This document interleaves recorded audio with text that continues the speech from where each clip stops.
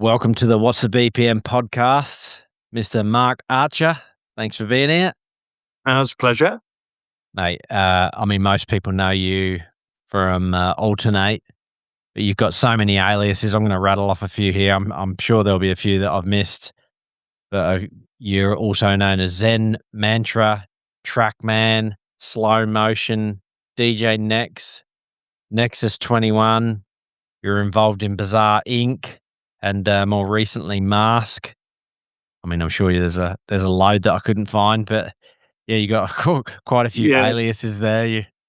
There's a few small ones. I did tracks under the name Ed Chunk Rodriguez on the Dancer record label, and Ramon Ropiak. Made loads of weird little names, just for different releases. Seems to be like everyone used to do that back in the day, didn't they?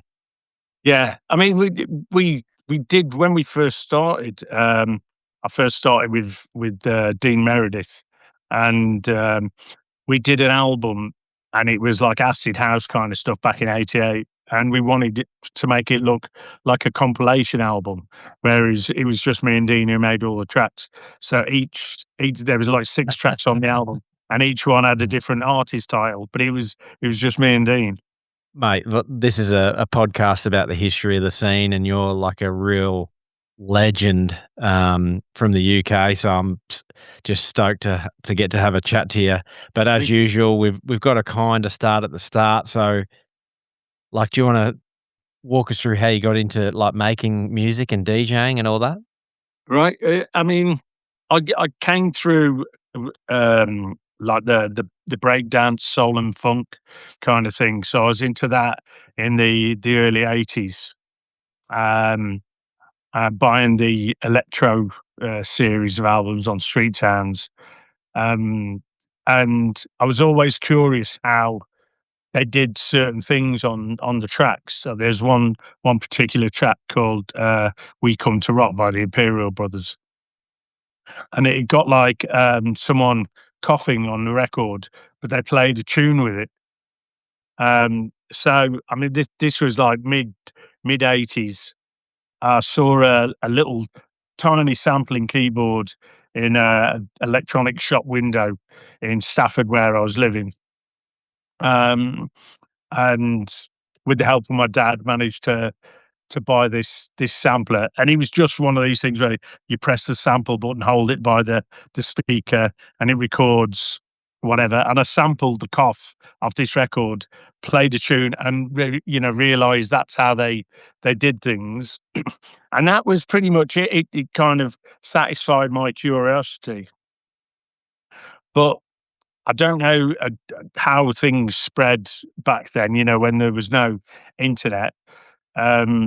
Someone found out that I'd got this sampling keyboard, and I bumped into them in town one time. And it was Dean, who I knew from the breakdance days, and he said, "Oh, I've got a set of decks. Why don't you come around and bring your keyboard, and we'll knock up some tunes." I've still got the cassette to this day, and they're absolutely terrible because it's just 2 copies of like some drum beats, and then me playing a bass line over the top. So he's And then we mixing get live. like playing it live for like 3 to 5 minutes or whatever. Yeah. And Dean's like doing the 2 copies of the beats backwards and forwards, and then we Awesome. get the cassette that we'd recorded that on, put it in a Walkman, put that back into his mixer, play that, and then play some more like, I don't know, like a vocal sample or something over the top. So it was overdubbed. So the quality wasn't great. But that was how I got into making the most rudimentary kinds of music right at the start. That was like early 1988. The raves would have been going on at that point. Was you going to raves? Oh yeah. I mean, we at the time, me and Dean, we were like well into hip hop and stuff at the time, and house music. And then when like the whole acid thing started in '88, whereas normally each week go to like a normal club, like a ritzy kind of club, and you'd go there and you'd have to have shirt, tie, trousers, shoes, and they'd play a bit of chart music, a bit of this music, and then you get a bit of like dance music. All of a sudden, there's a night on a Tuesday night up in Stoke-on-Trent, which was like the next town up from us. Um, and we went there. You got jeans, trainers, smiley t-shirt on, and it's a whole night of acid house music, you know, and it totally blew us away. It was like flipped the whole thing right on its head. Um, so we went there and we were like straight away, we want to make acid house. But it took the best part of 6 months to once we'd got into a recording studio to persuade the record label owner that acid house was the way forward. You know, he wanted to do what was in the charts. Oh, so he wanted you to make some, like, music that was gonna sell Yeah, yeah. and You make know, some money. we went in. I mean, it was complete by accident. We took that cassette of me and Dean messing about, and there was another lad, Gareth. So there was the three of us. We called ourselves Rhythm Mode D, and we looked in the paper, and there was a studio had just opened in Stafford, the town where we were. And he said, you know, if you want to come in and record your band or whatever. So we went up there with this tape, played it to the bloke, and he signed us up there and then. How he signed it, you know, it's like it was a terrible tape, but he obviously saw like, oh, I've got three lads here, you know, they confront something.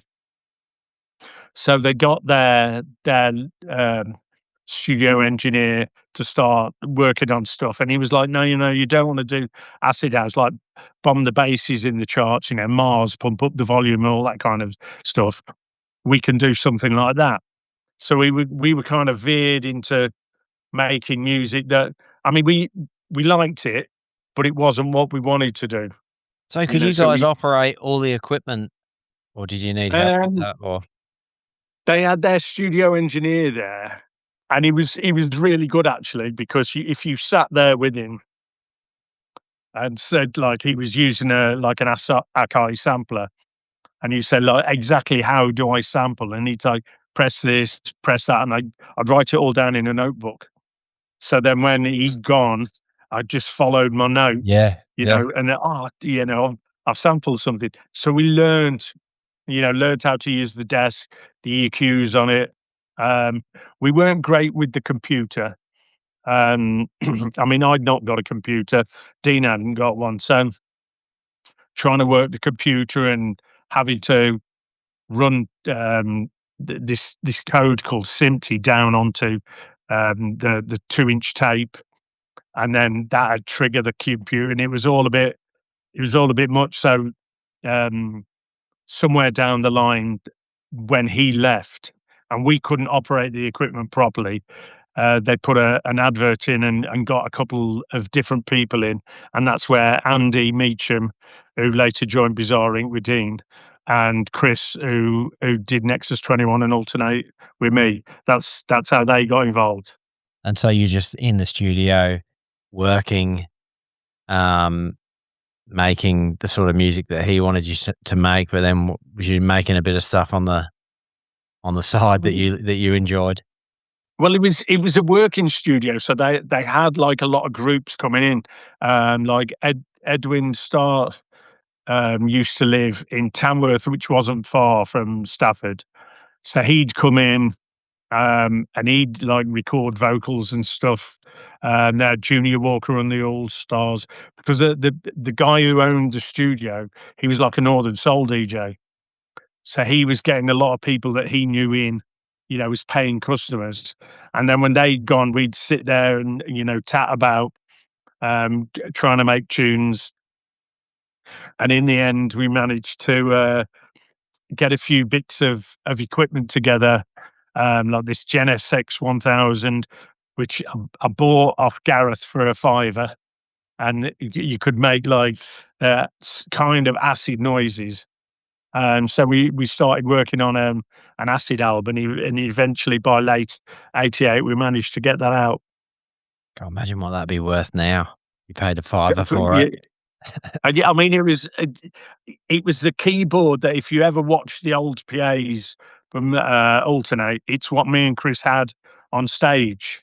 Oh, wow. Um, Yep. the one doing like karate chopping. Yeah. So unfortunately, after the very last gig that me and Chris did together, which I think it was a gig in Orlando in '93. Um, we got back from the airport and we were all in a van. So like someone got dropped off and then the next person got dropped off. So Chris got dropped off and we put all the keyboards in his garage. And he's like, see you at the next gig. And we never did another gig. So that got lost, unfortunately. What happened?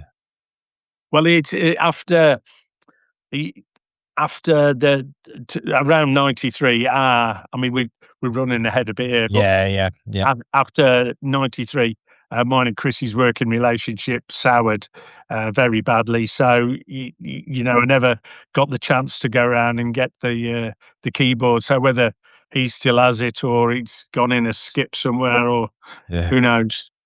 Shit, he might still have it. Yeah, Pop up on eBay soon.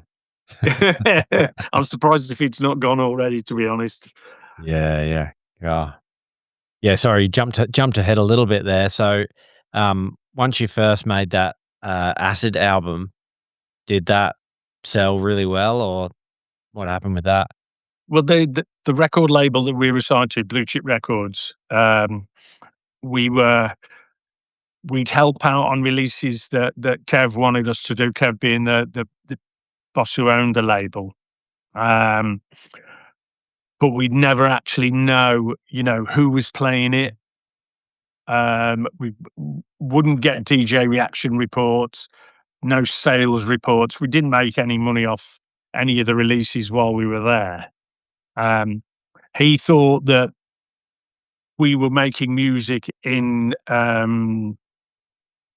lieu of studio time. So because he wasn't charging us for the studio, he Yeah. didn't pay us any royalties, that kind of thing. What So I mean, you had no idea if they're selling well, no, no, badly? Yeah. none of the early releases. I mean, we did a Rhythm Mode Day album, we did 2 breakbeat albums, we then did a Bizarre Inc. album, um, and then after that, there was the Nexus 21 album, that we did the Acid album, um we did a remixes album. We did quite a few albums and 12-inch releases on the label, and didn't see any money at all. Oh, you're kidding.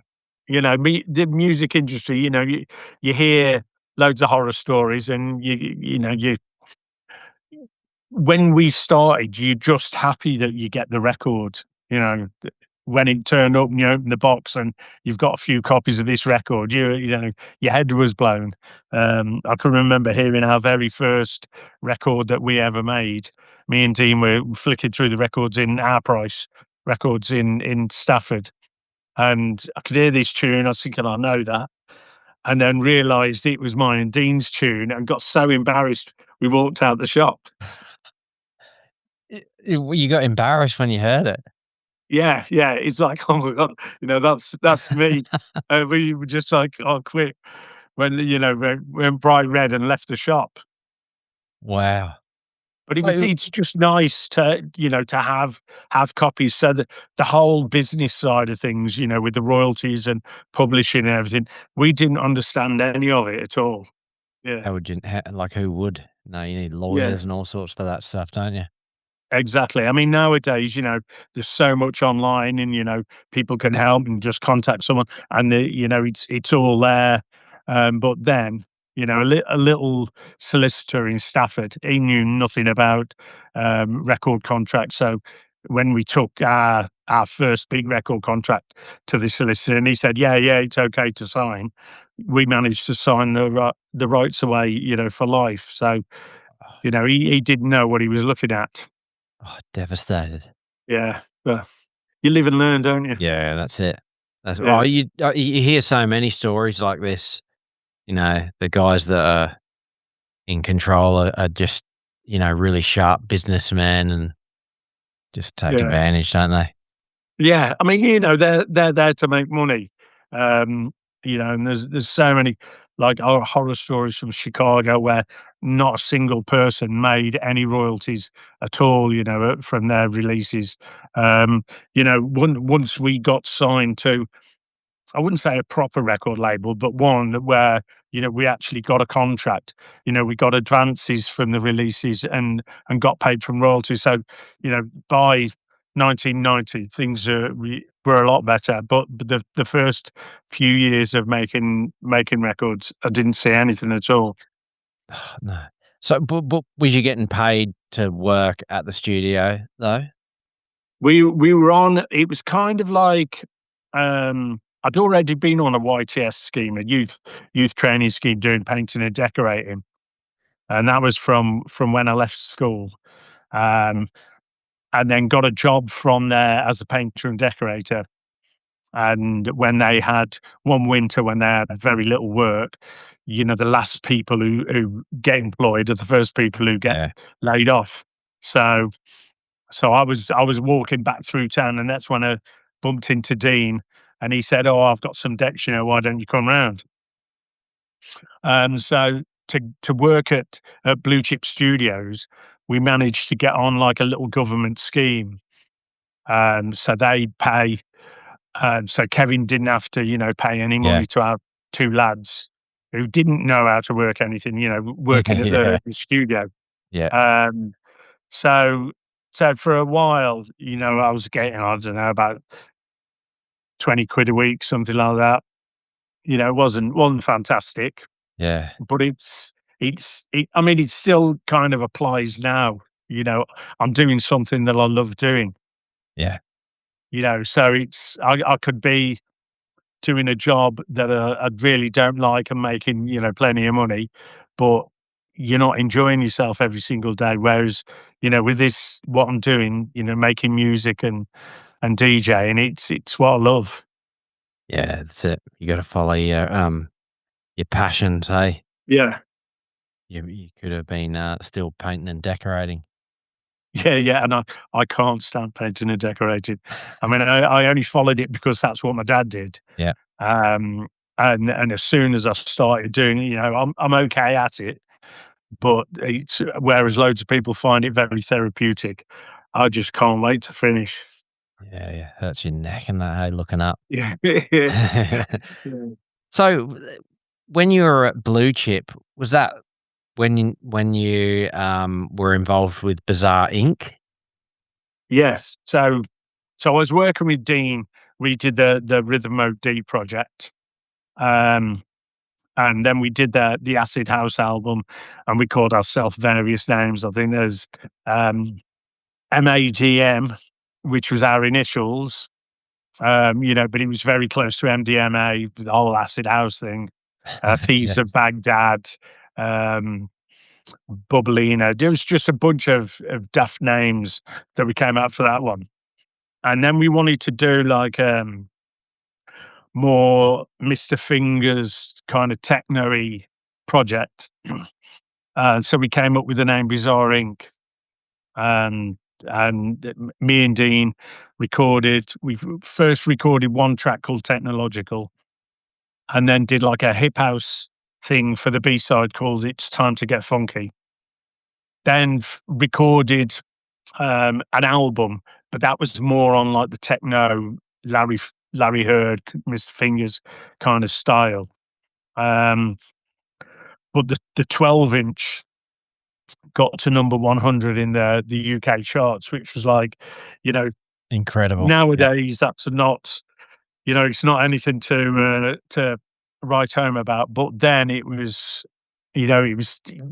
you're in the top 100. Yeah. The 40 was the very important one, Yeah. but being in the top 100, you're getting your name in magazines and things like that.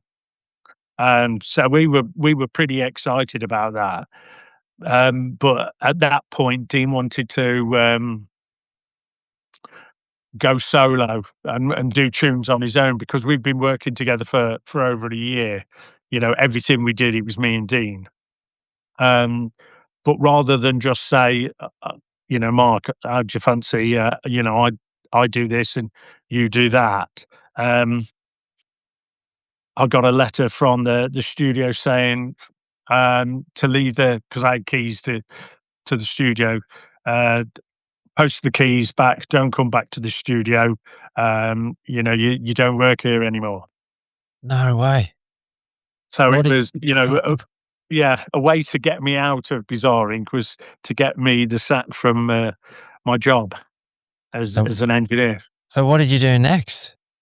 Well, I had to sign on for a bit. I saw the output that the studio was doing. They got various different people in. By that point, Chris and Andy were working at the studio, um, and I was still coming up with ideas. I had a pair of belt drive decks by then, thinking up ideas. And on my 21st birthday, my girlfriend at the time bought me this House of Hits box set on West Side Records, and there was a load of Detroit techno on there. And I was like, this is what I want to do. This is cool. And Yep. there was nowhere else to kind of go in the area. So I had to phone the studio and offer up I want fancy doing this project. Would you let me do it at the studio? So they let me back working at the studio, but Chris could play keyboards and I could, muddle a bass line, but, wasn't that great. So they said, right, you'll have to work with Chris. So put us together, came out with the name Nexus 21, and started work on the Nexus 21 album, just wanting to make, like Detroit techno. So by that time, I think like, Bizarre Inc. He'd had that first album out, but Dean wasn't really doing any tunes on his own. So at the studio at that time, it was just me and Chris doing Nexus 21. We also made an Italian piano tune under the name C&M Connection. Did a few remixes for Kev Roberts for different projects that he was doing. But towards the end of '89, the studio I think had ran up debt, or no one was going in and booking studio time, so they had to close the doors. So I thought that was pretty much the end of my recording career, as it were. We got the Nexus 21 album out. I'd handed the 12-inch singles to a few DJs, but I thought that was pretty much it. But we spoke to the owner, Kev, because me and Chris had got like loads of ideas, and he said, "Well, I'm not supposed to, but here's the keys. Let yourself in. You can have 2 weeks studio time, and that's payment kind of thing." So we went in there, worked on a bunch of tunes, and they all sounded kind of like Nexus 21, but because I've been going to loads of raves, there was way more influences in, using breakbeats and 303s and like some Belgian kind of techno stuff. So that all sat on DAT. Didn't think anything was going to come of it. I thought that was, Nexus 21 done, music done. At least I gave it a go, Yeah. because my dad, at the start of it all, there was a job in the village that I lived in. And he said, "Oh, there's a job as a butcher going." And most dads would have been like, it pays, and you're not living at the house for nothing. So take this job and you Yeah. you can pay us board and lodgings. Yeah. But he said, with the music thing, if you don't do it, you'll always wonder what if. So he gave me the choice, and not a lot of dads would have done that. So it was, that was a big deal. So I started the music thing, and at least, I gave it a go. up until the end of '89. But while I had the Nexus 21 record out, I used to take a copy of the 12-inch to any, clubs that I went to, because the whole acid house thing had, died down because of the media attention. So Yeah. by Me too. '89, it was like different kind of music that was being played. Um, and I used to go to this little club in a place called Burntwood near Cannock Chase. It's not far from Stafford. And it was on a Thursday night. The place was called Number Sevens. And so I went there like a few weeks and then took a copy of the Nexus 21 first 12-inch release, track called Still Life Keeps Moving. Took it up to the DJ and he went through his record box and lifted it up and he'd already got it, Oh, you already had it. which was like, that's Wow. the first time I've ever known that anyone bought one of my records. So, that was a bit mind blowing. And got chatting to him. His name was Neil Macy. Um, and a few weeks later, he said, "Oh, have you heard of Cool Cat Records?" Which was like a big acid house record label from Birmingham. I've got quite a few releases on the label, and he said, "Oh, they've asked me to come and work for them, do a bit of A&R because he was getting all the the latest releases in, and he pretty much got his finger on what was going on at the time." Um, And then a couple of weeks later, I went up, chatted to him again. He said, "Oh, the Cool Cat Records, the boss is over there by the bar. Why don't you go and have a word?" So I wandered over, and I'm pretty shy, so just stood there watching these two blokes have a conversation, wondering when I could butt in. Yeah. And there was a gap, and they both turned and looked at me. And they were like, "Can I help you?" And "Oh, yeah, my name's Mark. I'm from Nexus 21." And the one bloke, Neil Rushton, he's like, "Oh, Nexus 21, we've got your album at our office. We were going to try and contact you because we're starting up a new label called Network Records. Would you fancy coming along for a meeting?"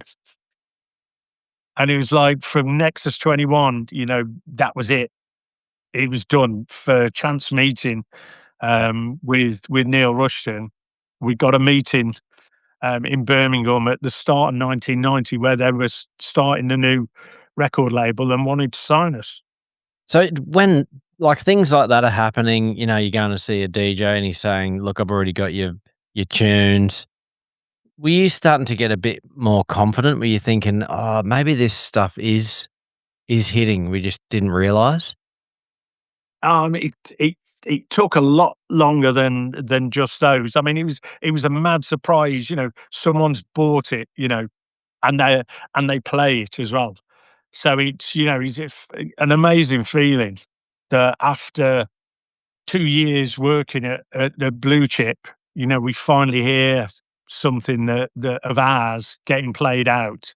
Um, so it did mean that that people were getting it, and it can't have just been him. Yeah. But I guess everyone's very um, self-critical about their own music, and you're making music for you at that point. So, if somebody else buys it, it's a massive bonus. So getting the music out there was the main thing, and we knew, we were releasing records. We knew Kev was selling records. We just didn't know how many. Did you ever find out any numbers or anything from back then? So No, no no, idea. no, nothing. I mean, like, we found out, whereas it should have been, we should have had a publishing deal. When we said to him, "What's all this publishing about?" He said, "Oh, it's nothing that you need to worry about." So he collected all the publishing off Of course. everything we ever did. Yeah. You know, Yeah. but you Yeah. just don't know these things at the start of your career. But when we went for the meeting with Neil Rushton, they offered us a recording in advance. Um, they played us everything that was going to be on the label, like the first 5 or 6 releases, and it was exactly the kind of music that I was into. So, like Detroit techno was my thing, and there's like artists from Detroit being released. So it was, I was in amongst the people that I wanted to be amongst, Yeah. like heroes, Derek May, Kevin Saunderson, Juan Atkins. Um, they were all releasing music on the label. So, but head was totally blown. They would have been playing like Nexus 21 tunes though in their DJ sets, surely. Well, I mean, there's a story that Neil was out in Detroit at a club called the Music Institute, and one of our tunes, Real Love by Nexus 21, wholesale samples the bass line from one of Derek May's tunes. Um, and apparently he heard it and he was like, "Who are these motherfuckers? I'm going to break their legs." Oh, And shit. Neil was like, It's cool. It's cool. We've signed them. They're really into your music. It's not like they're trying to rip you off. They really like Detroit techno." Yeah. Um, and then Kevin Saunderson really liked "Still Life Keeps Moving," which was on the album, and he asked whether he could do a remix of it to release on his label KMS. So straight away we signed to Network, and Kevin Saunderson's remixed our records. Um, he got Mark Kinchin to do an MK mix, and Carl Craig. Apparently his first ever remix that he did was of one of our tunes. And then Right.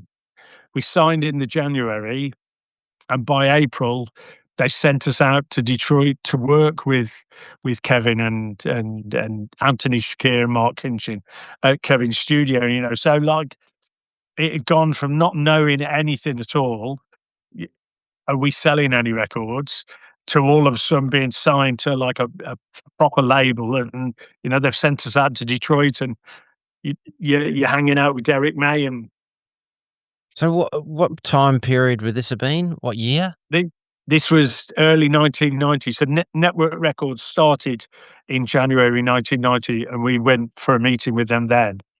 God, so you went to And Detroit in 1990. yeah, Must have been totally mind-blowing. mind-blowing, yeah. Yeah.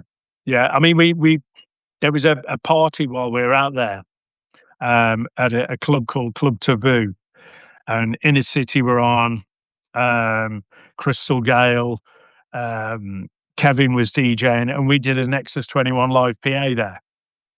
So, yeah, we're performing in Detroit. It's just, at that point, that was, like the best thing that had ever happened in my life.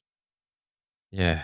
I mean, can you remember much about the gig? Like, how many Yeah, people yeah. were there?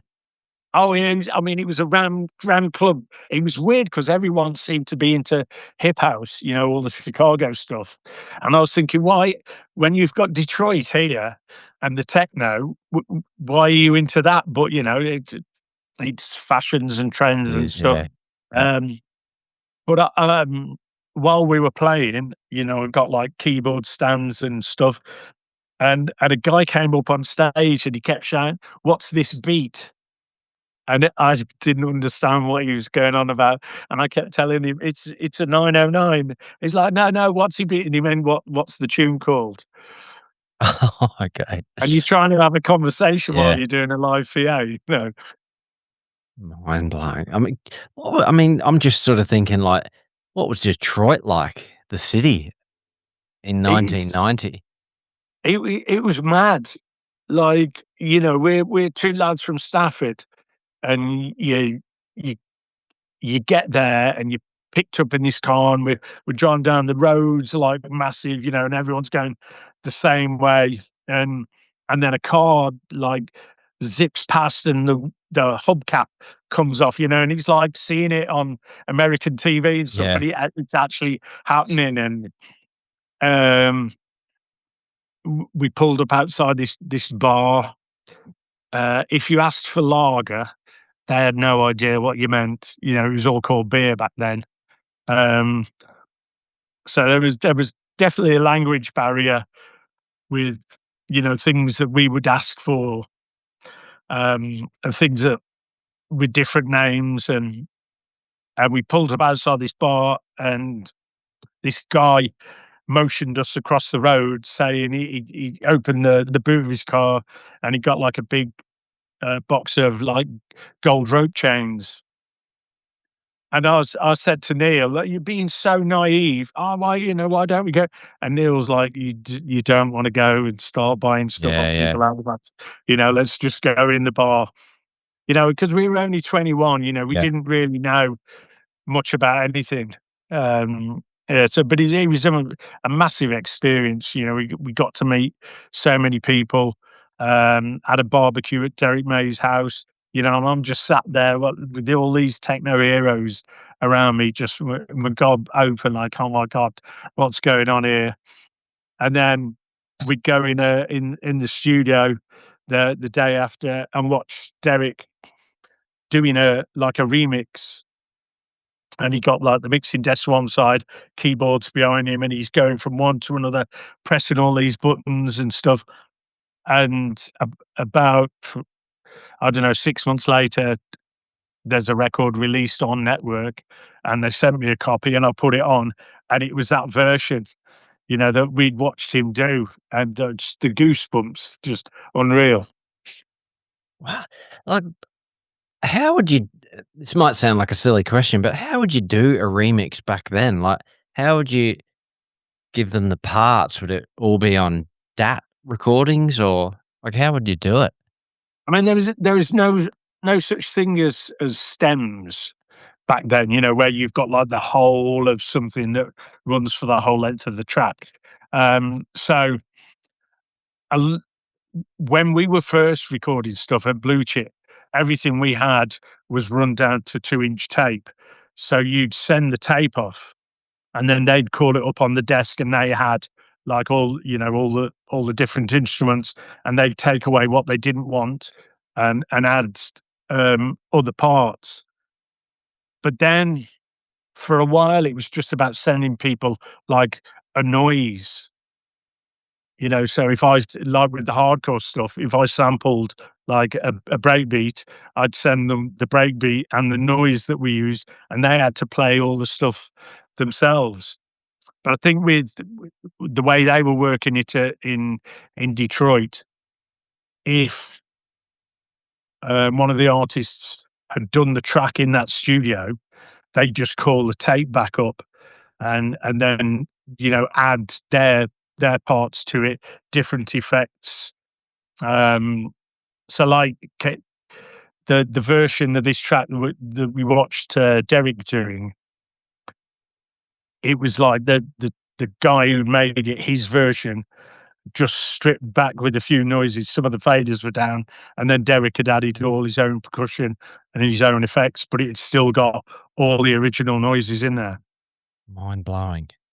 Yeah, I mean, totally different way of recording things. We went from the 2-inch tape thing to not recording to tape at all for a while. You just press start on the computer and run it down to DAT, and then that'd be it. And there might be just like one copy, so you wouldn't be able to change that if you wanted to do it.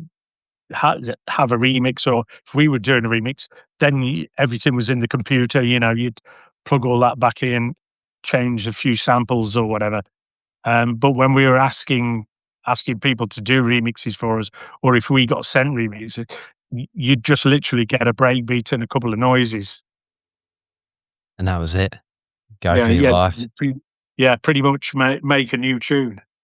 So when you come back from, that trip, was you DJing or performing live throughout the UK?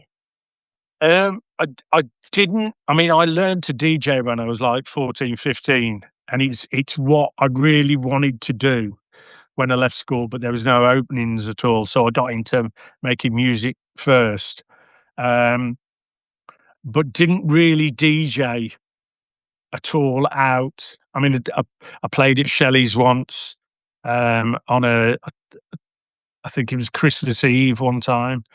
Um, and I played in '92 in Worcester after we'd done a PA. But the main thing was live gigs. So once we'd come back from Detroit, and there were the plans on releasing the material that we'd recorded there, um, we we started work on another single, which was completely different style again. Like the whole like bleepy thing was coming out in the UK, and we didn't purposely make a bleepy record, but it kind of got pigeonholed into that. Um, so they wanted remixes doing of that for a release. So we worked on those and then did kind of like live versions of them so that we could play out and do Nexus 21 PAs. So whereas in the studio you'd have like about 5, 6 different keyboards and samplers and everything, we had maybe 2 on stage. So the track sounded slightly different. But, you know, I got a 909 and an 808 drum machine. Chris had got this STU 80 keyboard, same one that Adamski used for his live thing. That's why we had it, because we knew, you know, it could cope doing the live thing. It had like the right kind of noises in it, had a sequencer built in. So that we were out kind of like playing live for the tail end of 1990, early 91 as Nexus 21. I mean, it got us for a network. We're quite a renowned label, the same as Warp Records. You know, they both started around the same time, and they got involved with the whole bleep scene. So towards the end of 1990, there was a Warp Records and Network Records tour. So we went on tour with there was Nexus 21, Rhythmatic, Nightmares on Wax, and LFO. So you know we were all out there playing live. Wow, tour the country, Yeah, yeah, all the up big you know shows. up and down. There was some big shows, some not so big shows. You know, we did outdoor raves and things. Did clubs up in Scotland. I mean, one of the gigs we did just a Nexus 21 PA on our own, a little club in Batley in Yorkshire, and we got there and there was 7 people in there. You know, we went on stage, did our PA, came off, and they really didn't like us. And as we were leaving, someone spat on one of the people who was with us. You kidding?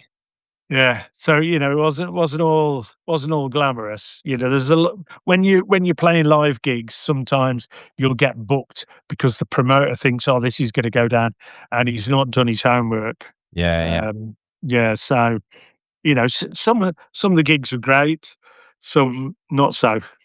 yeah. Well, that happens with like, most DJs.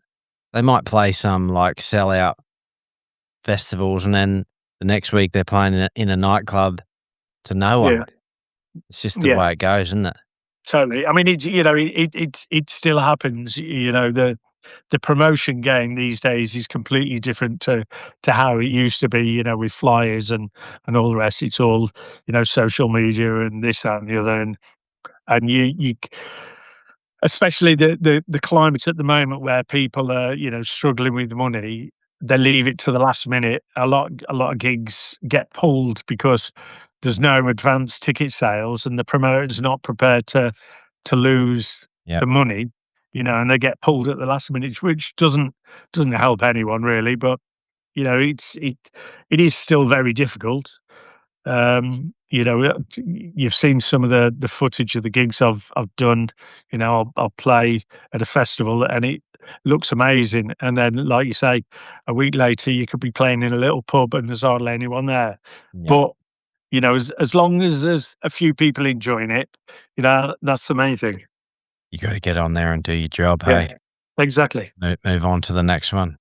So Nexus 21, was going strong. What happened next?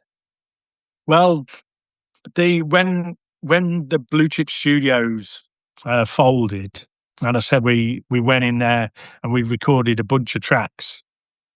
Um, when we signed to Network, they bought the Nexus 21 material off Blue Chip, so that if we did become big, he wouldn't be able to go, oh well, I've got their first recordings. Okay. So Yep.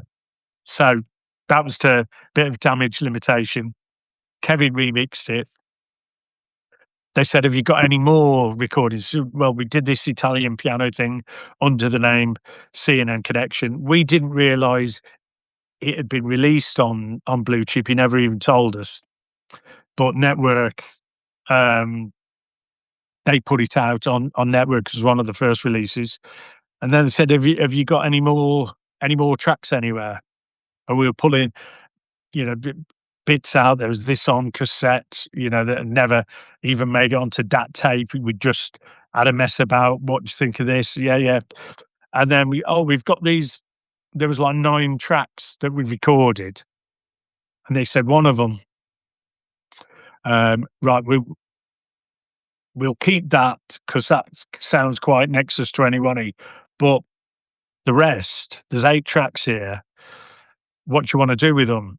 He said they work. They were kind of like the Frankie Bones Looney Tunes kind of stuff. And they said, think up a name and we'll put the record out.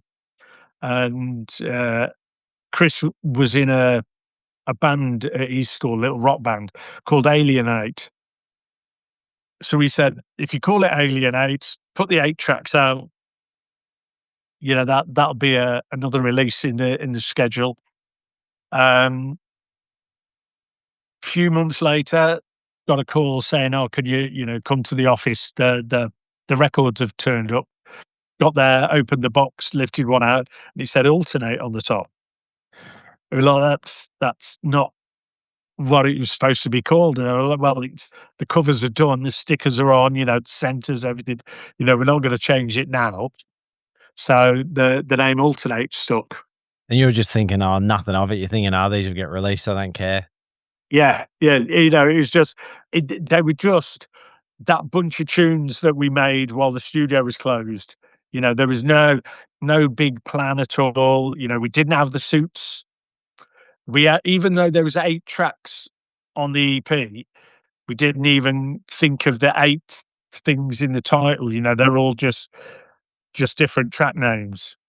Um, but because there was 8 tracks on it, it sold really well to DJs, because if you imagine a DJ wants to pad out their set, do I buy this import that's got 1 good track on it, Yeah. or do I buy this UK price 12 that's got 8?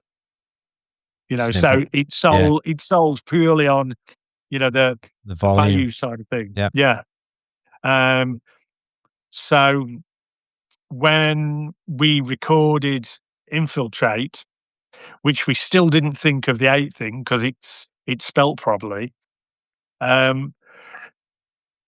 That people were kind of waiting for that. Oh, Altern-8, remember them? They did that EP. So Infiltrate, people were kind of ready for it.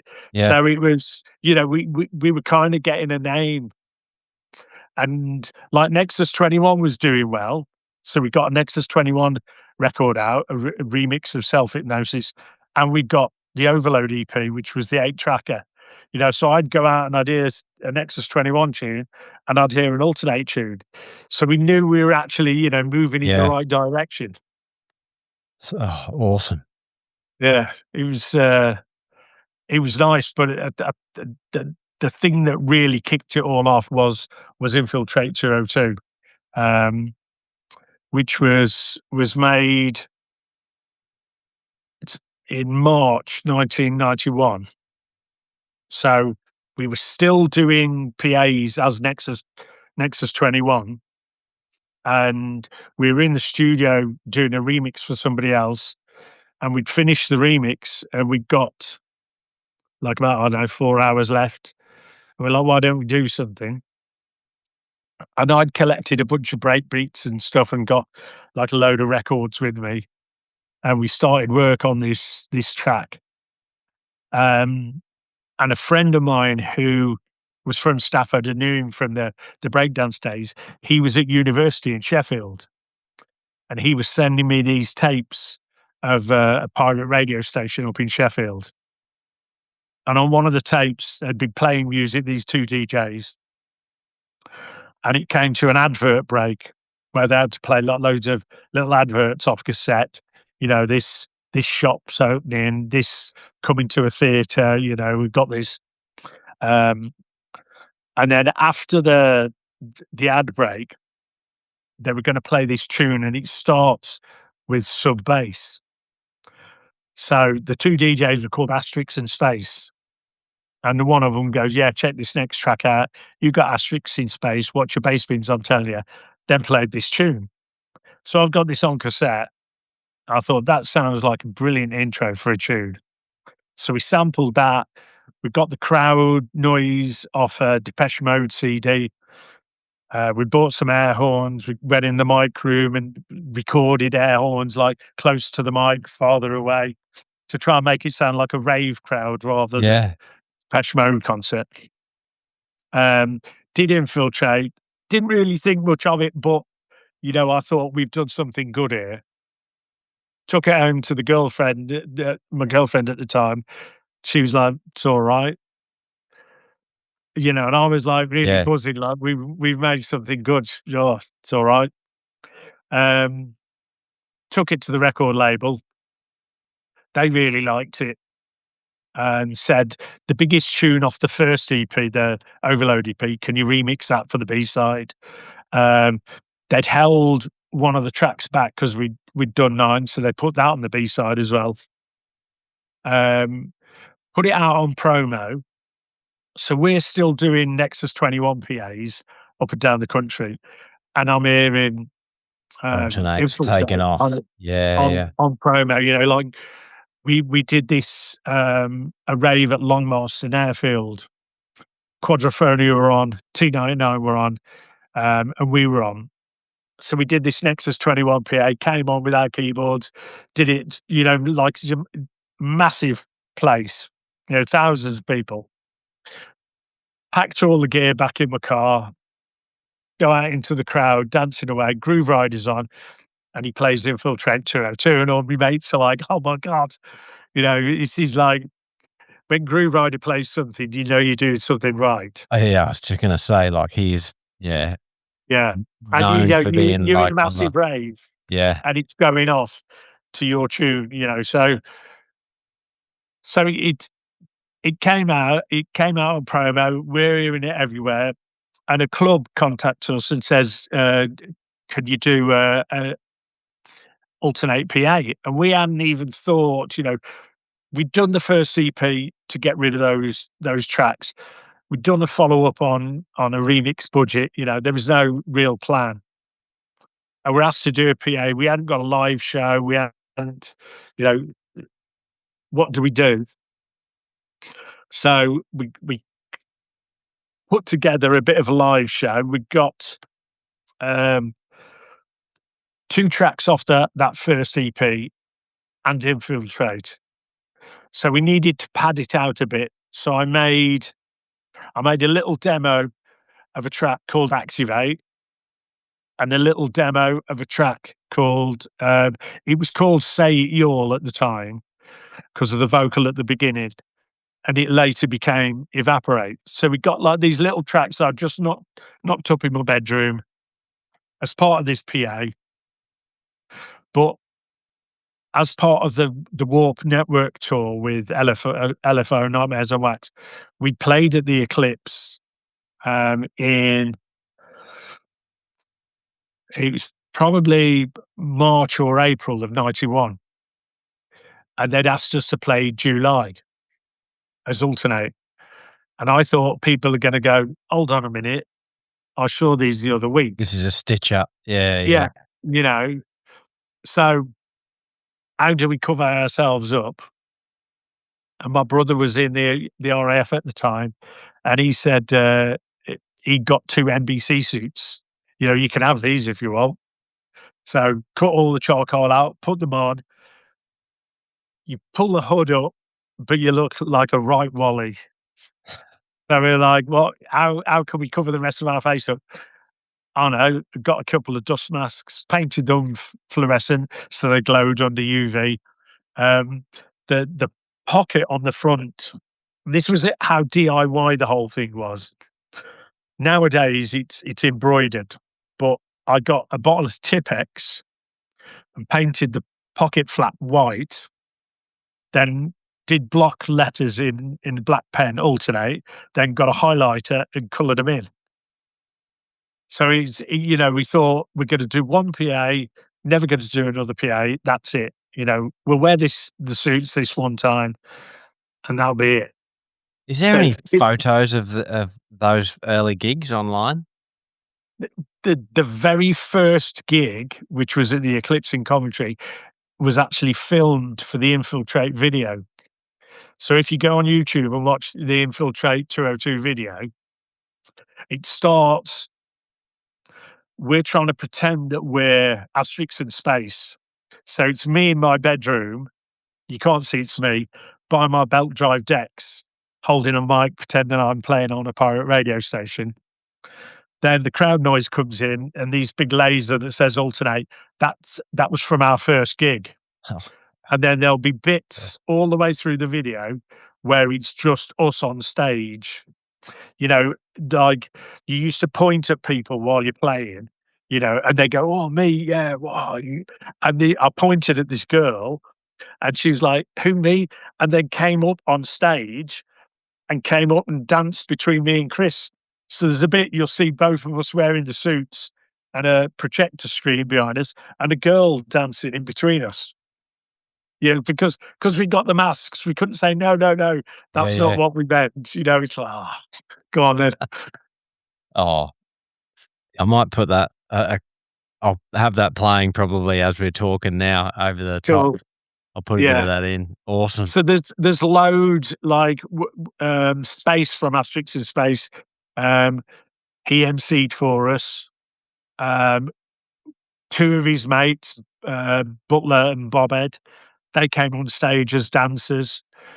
So we got a stage full by the end of the PA. Loads of people just kept coming up on stage. But it really went off. I think that started the ball rolling. Wow, and then you were, committed to the disguise by that point, I guess? Yeah. I mean, we honestly thought it'd just be the one, and then another booking came in. For like the first 3 or 4 gigs, we never washed the suits because we thought, we're not gonna be Yeah, using just these chuck again. him in the bin or whatever, yeah. Yeah. And then it's like, right, we need to, and then I washed them, and of course, all the Tipex come off. So it's like, right, we need to do these properly, got them embroidered. Um, and yeah, like we need to make new tunes for the PA. So after Infiltrate, we started working on Activate. So the demo that I recorded in my bedroom, we took that into the studio, embellished on it. That got put into the live set. So because I'd taken a few bits out, I wrote Frequency as just a little ditty to fill up, the live set. But that started doing really well in live. So we put that as the end as a bit of an encore kind of thing. Um, yeah, so it kind of snowballed, and Nexus 21 kind of got forgotten. Oh, isn't it crazy? Like, a few people that I've interviewed have had, like, massive chart success out of something that was just pretty much a mistake or something they just threw together. Yeah, And you're saying that, oh, exactly. you just knocked it out so you had a bit more, like, music to play on the live show, and it ended up being massive. Yeah, I mean, like Infiltrate was done it, on somebody else's remix budget, um, and ended up getting to. I think it charted. We were in the top 40, and it went up to 28. But Woolworths at the time, they had a really big, like, sway on, um, if music crossed over, because getting into the charts was purely off the back of the rave scene. Yeah. If that many people who went to raves like the tune bought it, it'd get catapulted in the charts. You couldn't stop it. Yeah. If people say, "Oh, you've sold out, you've gone commercial," your song hasn't changed. It's just more people are buying it. Yeah. Um, but then when it gets played on Top of the Pops, it's then sent out to a whole new audience, Yeah. who wouldn't have heard it. And they're not even the people that you're making music for. You've made it for a rave, and now you've got, like 10-year-old kids listening to Top of the Pops. Oh my God, what's this? You know, And top but and nice one gets sorted. yeah, Yeah. exactly. Yeah. And it's like, that's something I never ever thought about. Like years later, you'd have people come up and say, I saw you as a kid and my mum and dad telling me, turn that rubbish down. But that night, that was the night I heard what I wanted to listen to. That what is this stuff? Where can I hear more of it? You've gone from just being a casual observer of music, watching Top of the Pops to, right, what is this? How can I get involved? Like, I mean, I guess that pushed you kinda overground, but did that catapult your career, like, with bookings and things like that? Oh, I mean, when you have like a track in the charts, like when people put on a flyer and it'll say like, such and such hacienda, Yeah. and it's, oh, he's played at the hacienda. Oh, it's like you put infiltrate, people, that's the one who's on Top of the Pop, Bosh, Yeah. and then he was infiltrate, activate, and then you're not only, we were promoting infiltrate at the start while he was on promo with that first gig. Then you're getting booked off the back of it being released and it being a big tune. But while we're doing that, we're also playing Activate out, and Activate's going really well. So then we record a video for Activate. Um, we decided that, because I used to go Shelley's every week. If we weren't doing a PA somewhere, we went to Shelley's. So we had a dub plate cut of Activate. The MC stopped everything. He's like, right, you all know about Infiltrate. We'd done PAs at Shelley's. This is the brand new one from Altern-8. Put it on right from the start. Absolutely went off. And we were like, if we could do something back for Shelley's, because how they've supported us. So we said we'd record the video in the car park.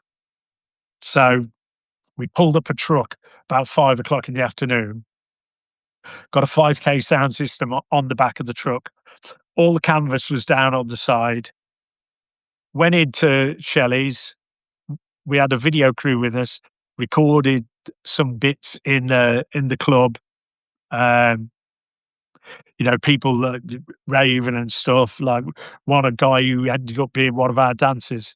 This was before I ever met him. He's in the video. And then just before the end, we all came out, set up on the back of the truck. Everyone comes out of Shelley's.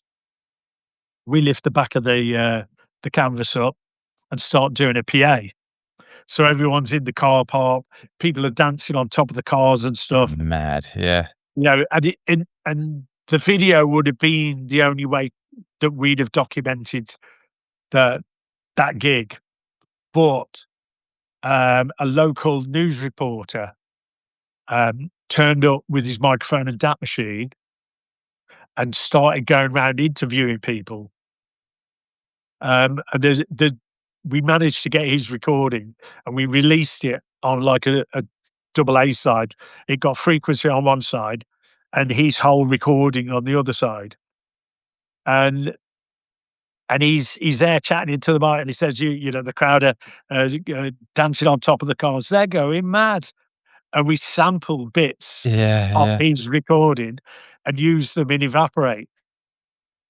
So we're already like, even though we were only promoting um, Activate, we're already thinking of, you know, like the next release. So clever. So, but by that point, by Activate, we'd cottoned on to the 8 thing, so that's why that had an 8 on it. Um, that because of how well Infiltrate did, and it had gone into the tail end of the charts. So not only was it being played at raves, like what I call the British record buying public, you know, they knew about us because we'd been in the charts. So when that was released, um, you get a phone call, the label find out where you are midweek in the charts. So with Infiltrate, our midweek was 44, and then when the chart came out, it was in at number 40, and we had a midweek of I think it was like 13 with Activate, and I got a phone call, and I'm stood there like, what do you do? You know, who do you tell? What do you do with this info? Number You know, 13 on the it charts. Oh yeah, my god, yeah. and he's just absolutely Surreal. mind blowing. Yeah, you know, this was like like November '91. So, relatively speaking, from starting making records in '88, you know, it wasn't long before I'd gone from like absolutely nothing Yeah. to this. Such a Yeah, short period of time. yeah. You kinda like, I mean, not that people wouldn't be able to recognize you because of the disguise and the masks and stuff, but yeah, you guys would have been like huge stars. Like, how did you handle that at such a young age? Well, that was the mad thing because we never took the suits off. So even when we did interviews, if we went to magazines, you know, any photo shoots, we never took the suits off. So we played this one gig. It was in Donington Park. It was an Amnesia House thing, and that's when I knew. I mean, this was we got Infiltrate out. It was when we were promoting Infiltrate, and we were like playing the demo version of Activate out, and there's like over 10,000 people there. And our MC was like bobbing about the stage, and he came over, and I grabbed him and I tapped him on the shoulder, and I was like, "Look at that!" And he's like, "Yeah, I know." And he's like, "That's not a DJ playing other people's music. This is all Yeah, us, you know, and everyone in here is dancing to us." You know, it was like absolutely unreal. And then we took the keyboards off the stage. No, we go off stage because obviously we half an hour sweating and stuff. Suits were absolutely soaked. Took the suits off, go back on stage, and you may as well have been the janitor. You know, like no one knew who you who are were. the yeah, yeah, who are you? Yep. Like they knew all the dancers. The dancers would go out in the crowd. They were like, "Oh, you're dancing with Altern-8." Like me and Chris walked on stage, took all the keyboards off. Who's he? So it was. We had total anonymity. So That's good, it's but then also you almost wouldn't mind getting recognized a little bit, you think? yeah. I mean, you, like I said to people, you wouldn't think that someone who goes on stage and DJs, you know, still have. But I've always been like quite a shy person. So having the suit on gave you the opportunity, you know, no one knows it's me. So I can go on stage and, you Jump know, like, around, be you know, silly. we proper jumped around, you Yeah, know, we like slammed the keyboards, you know, we swap, go from one to keyboard to the other and stuff. You know, we'd proper act up on stage because we wanted to give it like a bit of a show. You know, when we did the Nexus 21 things, it was Chris playing keyboards and pressing buttons, and me on a drum machine pressing buttons, and it wasn't, you know, it yeah, didn't look anything. So we thought, you know, when we do Altern-8, all the tracks are going to be on a DAT. and then there's going to be no mistakes in the music at all, and then we can act up, larger than life karate chopping the keyboard. So when there's like a riff and we're accentuating it, people can see, oh, they're playing that riff dead bad. Yeah. Oh, it must have been so cool. Yeah, it was, Great memories. yeah, unbelievable times. So what happened at the end? Like you briefly spoke about it before. Well, it, it's like any kind of relationship, like if you meet someone, you've got shared interests, but say like you meet someone in like a normal relationship, and then after a period of time you move in together, and then, oh, I don't like that about them. They're doing this, Yeah, little things oh, I'm annoy going to you. start, blah, blah, blah. And then you split up. It's the same with the musical thing. Like, we went in the studio, record stuff, go home. When you're constantly with someone in a hotel room and, touring and this, that, and then you're back in the studio and then you go for meetings, you spend so much time with them. And there's things you just don't get on. And the working relationship gets more and more strained. Um, and it just got to the point where we were finding it difficult to work together. Um, I had loads of ideas for tunes, so I started making stuff under the DJ Next name, um, and then I was listening to like a lot of house stuff, like progressive house had kind of started in the UK. Um, so this was like around like 92. So we're doing like all the Altern-8 gigs, but I'm recording the DJ Next stuff because I was making too much stuff to just go out as Altern-8. So we started a little record label, and I made this house thing, and it was centered all around a club in Stoke-on-Trent called Golden. So I called it the Midas EP, called the track Golden Delicious. The resident DJ there, I got him to do a remix. So he'd play it every time he finished his resident set. The guests would come on, see the club going off because he'd been playing it week on, week on. Yeah. What's this? So they get a copy, they take it away, start playing it everywhere. So the first little release did really well. And me and Chris had like a working relationship where anything we did together, instead of saying, "Oh well, I did the stab pattern and the beats and the bass line on that, and you just did the strings," I'll have 75%, you have. We just split everything down 50-50. Yeah. So even if I did like a track on my own, like Frequency or Armageddon, I'd still split it 50-50 with Chris.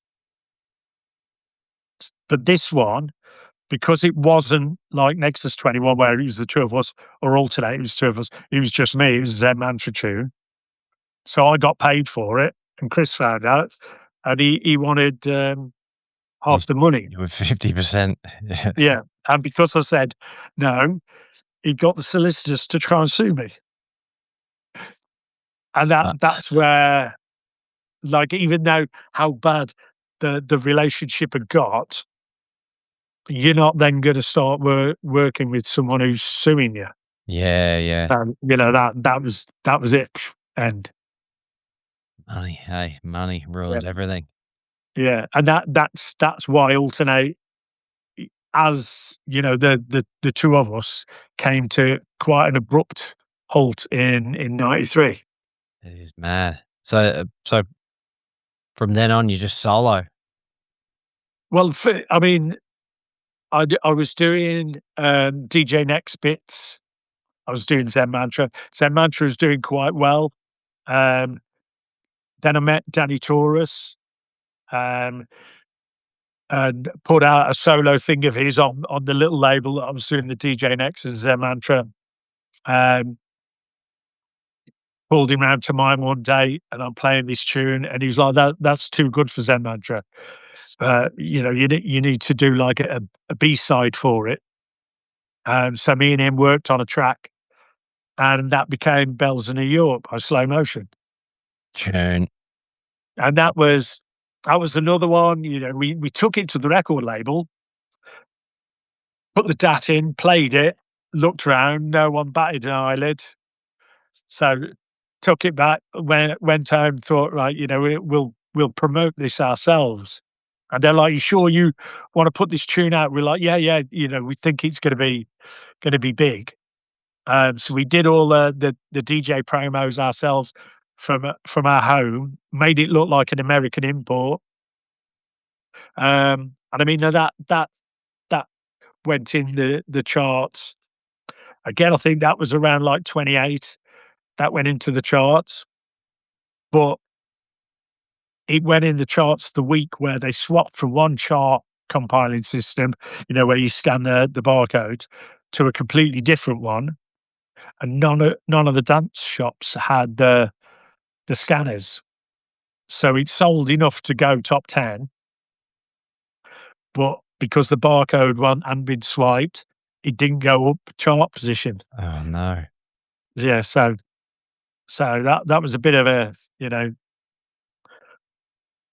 kick, but it sold well, but it could have done so much more, and then we'd have possibly, worked on it, like we did with the Altern-8 thing, Yeah. you a follow-up and all the rest, but that wasn't to be. And I was DJing a bit in house clubs, but not really getting anywhere, and by about, I think it was 99, um, I was a resident at a club in Wolverhampton, and it got bought over by another club, and they bought their DJs in, and I got the heave ho, and that was it. Kind of like, where do I go now?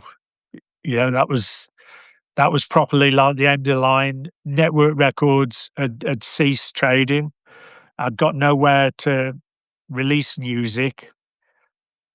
Didn't at that point have the confidence on my own to like send music left, right, and center. So anything I did just sat on DAT tapes for years.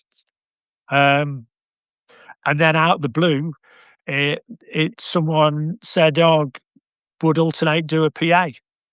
I said, "I don't know whether you know, but we split up back in like 93, 94. So I don't care who's on stage as long as it's the tunes." So um, got our dancers. My mate out of Slow Motion, he put the other suit on, and then we did a PA. Bearing in mind we'd not done one for like 6 years, it was like we'd done one the previous week. Like, just the organisation being terrible, at a rave. How long before we're going on? Oh, oh, you're on stage now. Climbing up on Yeah. on stage with keyboards, the music's already playing. Um, but yeah, it went down brilliantly. And then I think from that, people heard that, I was still doing stuff, um, and started getting booked to DJ. The rest is history. Still Yeah, going to this day. yeah, it was. I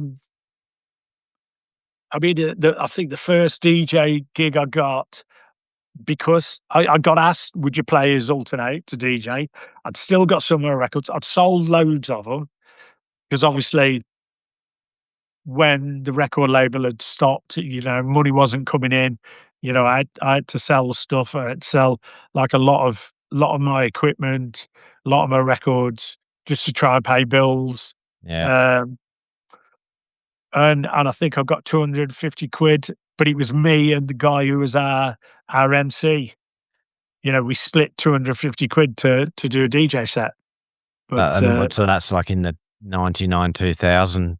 Yeah, that's yeah, 99, 2000, like, started building it. Um, Me and him, we DJ'd together, oh, from 99 up until 2011, I'd say. So, I worked at an Argos call center because, it wasn't a gig every weekend. Yeah. They were very sporadic. So, I was getting, uh, like normal jobs, um, but a gig would come in and I'd have to take time off. Another gig would come in, I'd take time off. And after, I don't know, 5 years, yeah, it was nearly 5 years, I couldn't take any more holiday. And what do you do? Do you turn down the DJing or do the DJing full time again Go all in. and let the call center job go, which was the way it went. No way. Is that around the time you met Nikki? Well, I met Nikki in 2009. So this was when I decided to go full time with the DJ, and that was around like 2005. And again, it wasn't every weekend. It was very sporadic. Um, but managed to make a go of it. Came out to Australia. I think it was the June in 2009. That was the very first time. So it was the two of us, me and Butler, who was the MC. We came out, and I think we did. I'm probably going to get this wrong. Sydney, then flew over to Perth. Did Perth. Is it Brisbane that's further down, or Melbourne that's further down from Perth? Melbourne, probably. Melbourne. Yeah. Did Melbourne. Perth's a real long flight from everywhere. Yeah. Yep. And then back to Sydney, up to Brisbane, back to Sydney, then flew home all in 10 days. Yeah. Plenty of flying. Yeah. Not a lot of downtime. No. And then met Nikki in the July. Carried on DJing with Mark for a few years, but Chris had sporadically show his face. You can't use the name Altern-8. I was like, well, I was in Altern-8. I was half the group. Surely I could use the name. But he got a solicitor involved, Of course. to stop me using the name, and from certain ways, solicitors can get around things, stop people. It costs me a lot of money just to say, okay, I won't use the name. So then I lost all my bookings. So they, Rave promoters want Altern-8 on a flyer. If they have to take that off and put Mark Archer and then Altern-8 in little letters, at that point, no one knew the names of the Not people the in same. Altern-8. Yeah. So if we can't use the name, we don't want you on the event. So I lost like all my gigs. I mean, he was quite lucky that I'd met Nikki because I lost my house and she allowed me to move in with her. So that was very nice of her and a stroke of luck. But I had to start DJing as Mark Archer, and there was only a few promoters who'd be okay with putting my name on a flyer. But in 2013. Some guy from down south decided he wanted Activate to be Christmas #1 rather than one of the X Factor winners.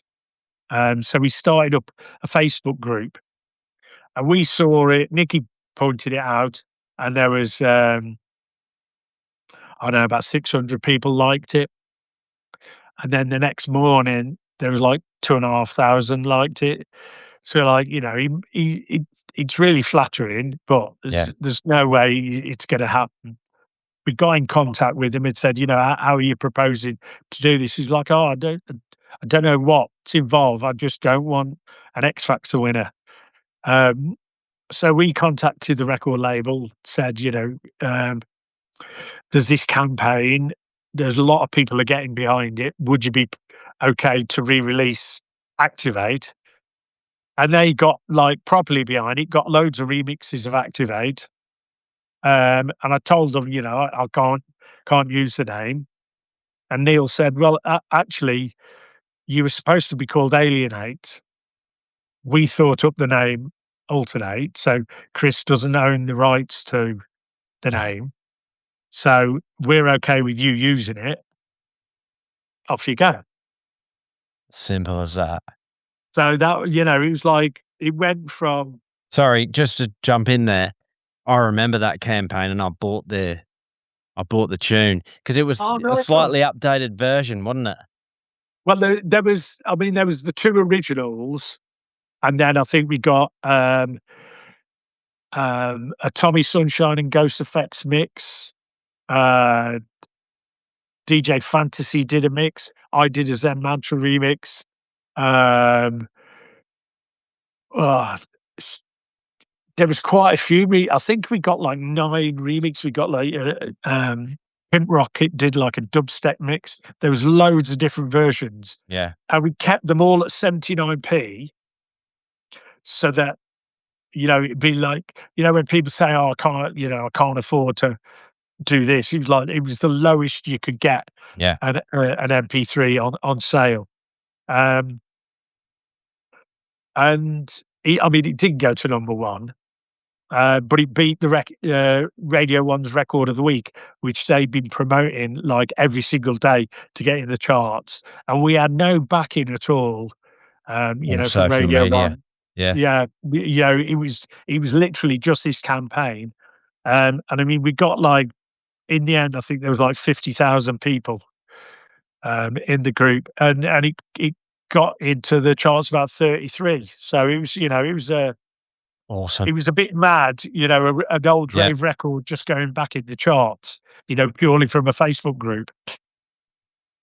What an awesome story, though. Yeah. So it's, and it got me back using the name. Unreal, man. Like, I mean, we're not finished yet, but what a journey you've been on. Yeah. Well, lots of Roller ups and coaster, eh? downs. Yeah. Up Yeah. highs and lows. Yeah. So you met Nikki. Yeah. Nikki took charge of your career pretty much. Yes. Well, even after the campaign and it being in the charts, still struggling to get gigs. And I was asked to join a DJ agency, but go exclusive. So they'd be the only people getting me gigs, because at the time it was like, if an agency phoned you up and said, "Oh, I've got this gig for you," so a lot of them came through Facebook. Any gig from wherever it came, I took it, but they wanted to go exclusive. And for a year, it was only the gigs that came through Facebook that I then passed on to them, and they dealt with that got, there was no, Yeah, they didn't they get weren't anything. drawing Yeah. any gigs in at all. And I said to Nikki, it's like, I can't keep doing this, because we're having months where I wasn't earning any money and Nikki was having to support us. So look, if I just sack it off and get a job, and then just like don't look back, just do this. She's like, there's no way I'm letting you do that. She said, give me a couple of months and I'll try. And if we get some gigs in and it starts working, cool. If it doesn't and I don't get you anything, fair enough. You can call it a day. So Nikki started promoting me, because I could go on Facebook and put my email address and say, for bookings, contact. But Nikki can shout about me. Yeah. Yeah. You're Yeah. gonna look silly, like, Yeah. saying I'm so good. Look at me. Yeah. Yeah. I've not got the confidence to do all that. Yeah. Nikki started getting me gigs, and people had seen that I was getting gigs, started playing, a lot of events, and they'd message me like other DJs saying like, who's doing your gigs? Do you think they'd look after me?" So, I mean, it's gone from Nikki just deciding to look after my gigs. I mean, now she's got like what 30 artists on her agency.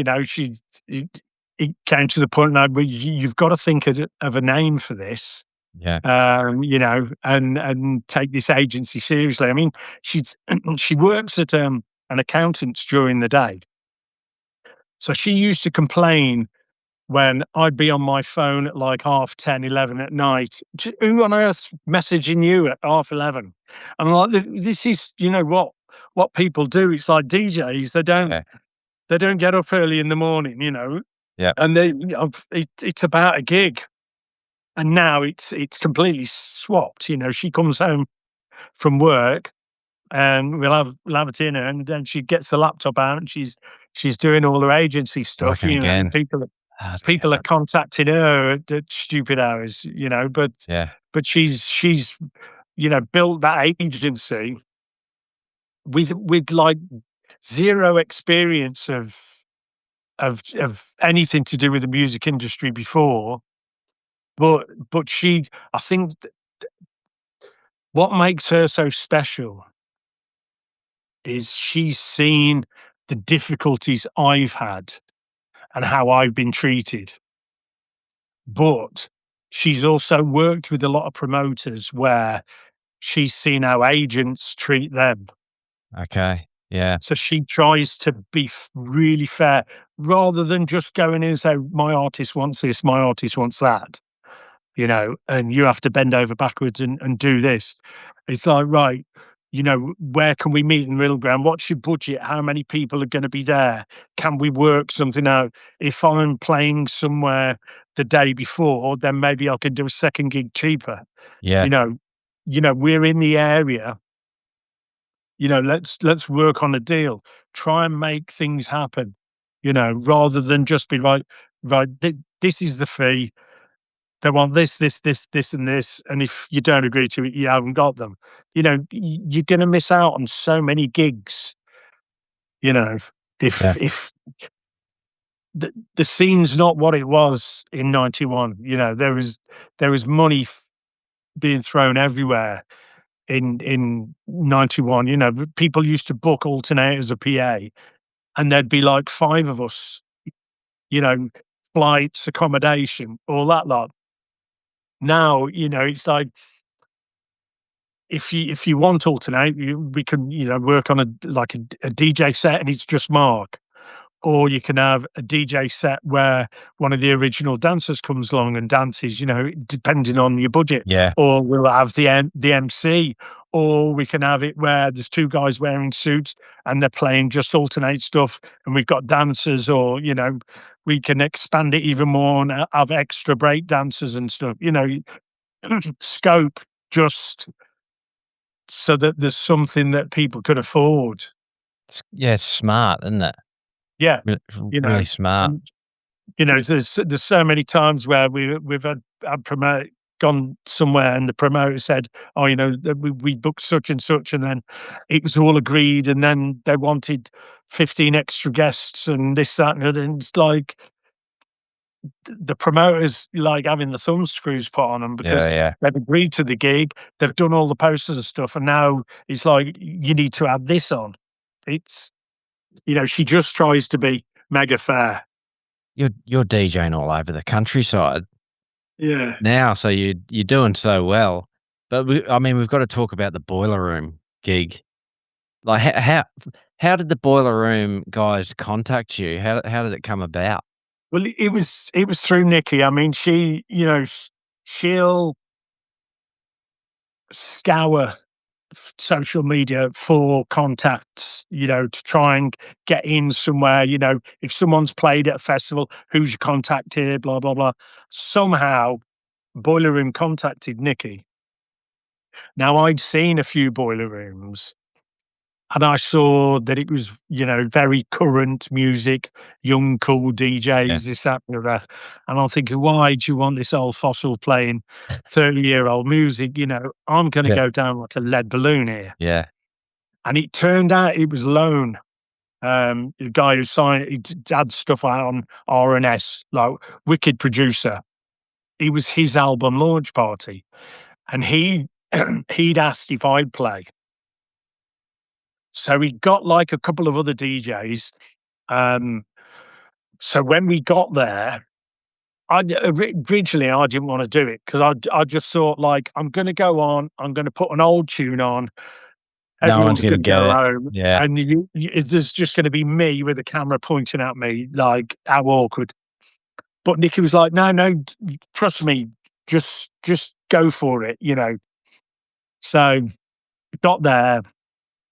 There's some young guys playing techno on, and the club, it was in Nottingham, and it was full of young people, and I was thinking, "Oh, no, Oh, this yeah, is gonna just be this is nightmare. gonna Yeah. be horrendous."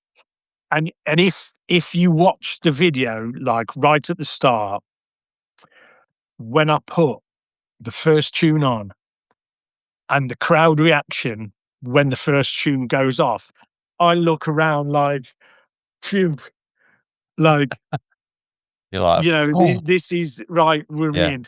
You know, that was the reaction I really wanted because it let me know, like, they were cool with it. Yeah. It's You gonna know, be okay. off, yes, off we go. Um, you know, a lot of concentration.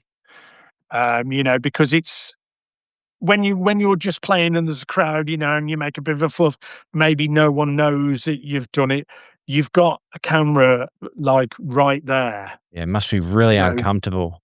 yeah, you can't react to things going on. You know, if someone bumps into you, normally, you know, you might turn around and say, Look you out. just Yeah. got like, because if you act aggy or whatever, people online are straight away they're going to Yeah. be, oh, look at him, you know.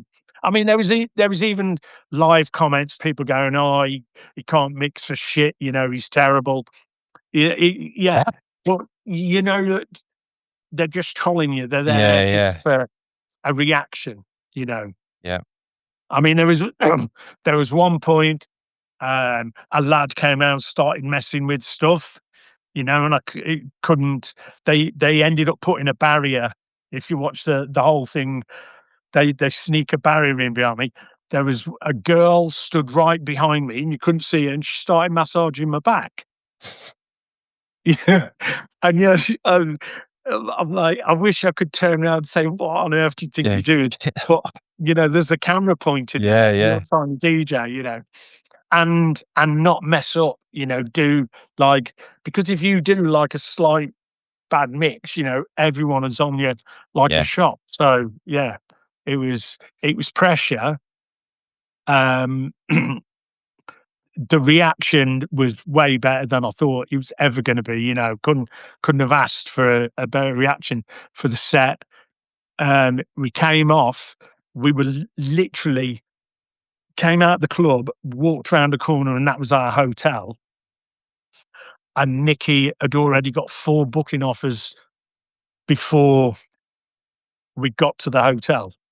You know, so that gig was like a massive career change for me.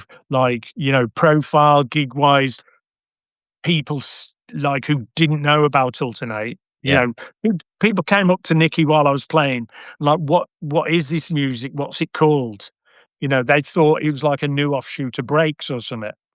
You know, they never heard it before. Um, That just goes to show how good the music is, like, it's yeah, timeless.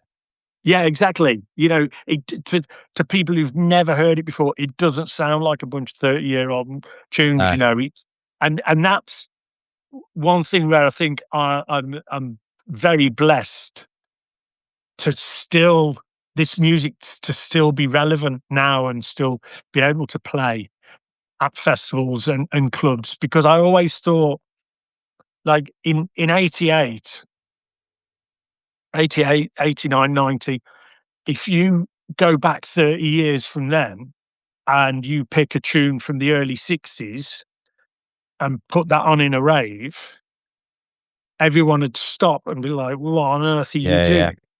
yeah, You know, it wasn't no way relevant at all to the rave scene. But for what we were doing 30, 35 years ago, to me still be able to, play at festivals like Glastonbury and Boomtown, and play that music, and the place to be rammed, it's mind blowing. yeah. Like, I've seen, I watch all Uncle Doug's videos. You and Nicky are always in it, and he's always got, like, footage of you DJing. Some of them Mhm. festivals, like, Yeah, yeah, we don't really we have, like, a massive kind of old school heritage house scene over here, but we don't yeah, have those big, 3-day, 2-day festivals or whatever it is, no, and it just looks so good to me, like, yeah, someone who loves this stuff, like, I'm like, "Man, that's I would love that," but we just don't get that here, like, yeah. it must be great to be on that circuit doing all Oh, them big shows. totally, and hanging out with dogs, is honestly, I mean, you've spoke to, Yeah, what he's like. He's the nicest bloke on the planet. He's just he's he, I see him as Uncle Doug's for what he's done, you know, the whole pirate thing and how he's built yeah, up, and the people that he's introduced, people he's given a leg up, in the scene, and, not doesn't ever expect anything back, he's happy pushing people, and I see him for what he's got now, him, the crowds he's got, the radio show, and it's like, "Oh my god, it's Uncle Doug's." But he's like, "Oh my god, it's Mark Archer." yeah, So yeah, we're yeah, like Nikki and Sarah will both take the mick. We're like, "Will you pack it in?" Because we're both like mutually yeah, appreciate you worship each each other for other. Yeah. but being on those gigs, and he's there doing his filming, and seeing the crowds he plays at, and then he's on stage when I'm playing. I mean, a few years ago, I did. It was a boom town, and I do this mix where it's I I put in a weird version of Strings of Life. It's like a techno-y version, Ashley Beadle remix, and no one knows it at all. It's a bit of like like you set it's constantly going up and down, and this is one where it plateaus for a bit until the piano comes in, then everyone, "Oh, it's Strings of Life," and Yeah, everyone. But at that point, I put New Order in, Blue Monday, yeah, just as a curveball for a rave set, and quickly put in Energy Flash, Joey Beltram. And there was a video, because what I do when Energy Flash fully kicks in, I take all the bottom end off New Order, but so it leaves the vocal in. So it's got singing over the top yeah, of Energy Flash. And Doug's and a bunch of his mates, Mosey and Sarah, were all at the back of the crowd, and they're like they can hear it coming in, and then when he realizes I've left them, he's left the vocal, he's left the so anytime he's there, like I've played at his birthday party bash or whatever, I'll do that mix, yeah, yeah, right? And no matter where he is, he'll come up, bowl up on stage. "Oh, you've done the mix for yeah, him." yeah. Yeah. Yeah, Yeah, he's awesome. he's a brilliant pair. Him and Sarah are like two of the best. Yeah, yeah, legends, Yeah. legends. Mate, you've got the Australian tour coming up. I Yeah. mean, not sure how many well, you must be like 5 shows at Yeah, I've least? I've I've got 1, 2, 3, 4, 5, 6, 6, because originally, um, when all the posters came out, Nicky had agreed certain gigs, and then I saw Auckland on the poster, and I thought Nicky hadn't mentioned Auckland at all, and I've had quite a few messages from people saying, "Are you coming to New Zealand?" Yeah, And so Nicky messaged just to make sure, is the Auckland show, something Mark's playing at, and it's a smaller show. It's only got one stage, I think. So they said, we couldn't fit Mark on. And she said, "Oh, well, people are showing interest. Is there, anything can be done?" They noted the interest, and apparently there's going to be an after party. So we've now had Auckland added on to the tour. So we'll be there on Friday the 17th Oh, um, wow. of, of July. Then it's Saturday the 18th in Sydney, Sunday the 19th in Perth, Friday 24th in Brisbane, Saturday 25th in Melbourne, and then Sunday 26th on the Sunshine Coast. Sunshine Coast. Oh, that's near Yeah. me. Well, Brisbane's near me, but also the Sunshine Coast Yeah. is too. Oh, mate, I can't wait to catch up with you when you're here. Yeah. Oh, mate, it'd be ace. It'd be ace. Yeah. But it's like the first time I ever came out in 2009, head totally blown, just never thought it was somewhere where I'd ever play, so to get a chance to come over to Australia is just like mind blowing. And it seems like a really silly story, right? But as a kid, there was a program over here called Play School, Yeah, I and remember, yeah. they used to have like these dolls and stuff, but they used to have a cockatoo. And Yeah, when we first got showed to the hotel, went up into the hotel room in Sydney, and I went up to the window and I was just looking out over Sydney, and there's like another high building right there, and two cockatoos flew and landed on there. yeah, yeah, And I was yeah. just like, "Oh my God, I it's a know. cockatoo." And it's just because you don't see them, No, it's we get you. We're used to that stuff. Like where my kids go to school, there'd be hundreds of them in the field, just yeah, making heaps of noise, tearing the bark off the trees and stuff. And mental. you just look at them and think, "Oh, they're making a mess." Yeah.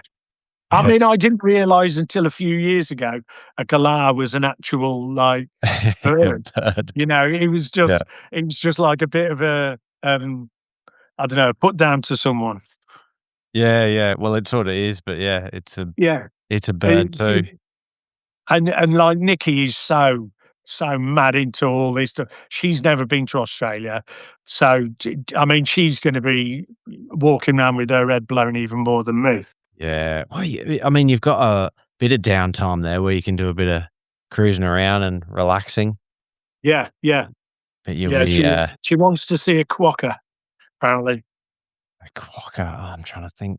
Maybe, yeah. The little things. Is Yeah, it I on think an I island near Perth, is it? yeah, I'm thinking maybe there's an island near Sydney, you might be able to see them too. Yeah, Um, yeah, oh, I'm sure you'll find them. yeah. So we're both, like, mega excited. I mean, to be back over, the first time I came was, like, 17 years ago, so to be back over, it's gonna be ace, and, I gotta bring the suit and mask with me as well. Yeah, and, oh, mate, Yeah. and for the Ministry of Sound too, like those I was telling you before we started recording, those shows, next level. Like Yeah, the production, the organization of it all from behind the scenes, it runs like oh, I mean, I'm sure you've played on bigger, better shows, but it like, to me, watching it sort of happen from behind the scenes, it just runs like clockwork, proper yeah. professionals, the way they operate. Wicked, wicked. Yeah, well, Yeah. the Utah Saints, they said they did it was it last year? Yeah, And they yeah. said how good it was. They said it, such a great event, like the way you looked after and everything's absolutely spot on. So really looking forward to it. Can't wait to see you when you're over here, and I look forward to it. Yeah. Yeah, Oh, we're mate, definitely hooked up. I've got the rapid fire to finish, All right. kinda like what I always do. So just whatever comes to your mind, just say it. Okay. First record that changed your life. Oh, weird one. It's a record by Sheila B and Devotion called "We Are Spacer," and that was when I kind of realised I like dance music. At that point, I was just listening to the radio as a kid, but there was like a bunch of tunes out by Chic, and that one I really liked, and I kind of like "Oh, actually, this sounds like that," and that's when I got onto the path of dance music and then into, like, electro and, the path I've been on ever since, so that was a bit of a game changer. I'll have to look that one up. I end up doing this after these podcasts. People tell me these songs I've never heard. I look them up and go, "Oh, shit, wow." Uh, one rave track that still destroys a dance floor today. Well, I mean, if I play, Outlander Vamp and it doesn't get a reaction, I may as well just like Yeah. I used to just say I'd grab my record boxes and go because you're in the wrong place. It's like if that doesn't work, it's absolutely guaranteed every time. Most underrated producer from the 90s. Probably my mate Danny Taurus because I mean he did a lot of after the slow motion thing, he did a lot of tracks um where they were slightly cheeky. So, there was no artist or he didn't take any credit. But he's a phenomenal producer. You have to send me some of them. I'll check them out. Yeah. Vinyl or digital? I've always said it's what comes out the speakers that matters. It's like, if you DJ'd behind a curtain and no one could see, Yeah, no one's telling the difference. There's people go, "Oh, you can tell MP3 from vinyl." Yeah, if you're sat in your own home, and you've got a really high end turntable, yeah, and you're playing, yeah, fair enough. But at a club, it really doesn't matter. It's all about the music. It's not even necessarily about the mixing. I know, like back in the rave scene, you'd have heard clangs for days. Now 99.9% of the mixing is pretty spot on, yeah, because of the technology, but it's about the tunes, it's about what comes out the speakers, so it's to me, it really doesn't matter. cool. Okay. Best crowd you've ever played to? I mean, Glastonbury's a fantastic, but Brazil, they're a next level breed over there. Just like there's gigs I've played over there, and normally because you've got the monitors, you can hear a bit of crowd noise, but you can't hear the level of the singing that going on. You couldn't hear the tune for everyone singing the lyrics to Evaporate at this one gig. It was just overwhelming. The Brazilian crowds are definitely, right up there. That's actually a bit of a surprise. I thought for sure you'd say somewhere in the UK. Yeah. Um, one piece of gear you could never give up. Well, I mean, I sold through necessity all of my studio gear. I mean, I bought back a few bits, but the one keyboard I didn't get rid of was a Yamaha DX100. So like it's only a little thing, but it's got all like the Detroit techno noises that we used on like the first, from like 87, 88, 89, all those early Detroit techno records. And that's got all those noises in, and it's like I'm never ever let that go. 92 rave scene or the modern festivals of today? I mean, they're very different. A lot of people say that you try and recreating something. The difference between now and then is then it was brand new. Yeah, Now it's been going for 30 years. So nothing you've had going for 30 years can be the same as it was brand new, because everyone was wide eyed, bushy tailed. What on earth's going on? yeah, But, like festival crowds, th- it is like a very, very similar vibe to an old crowd, back in '92. Yeah, there wasn't the phones, it was dancing from the minute you got there. I think '92 probably just edges it just a bit, but I'm not dismissing like the new yeah, crowds because, as much as people complain, "Oh, the kids don't know how to do it these days," they do. yeah, yeah, I agree. What's a track that always kinda saves the day? Um, Expansion's Elevation.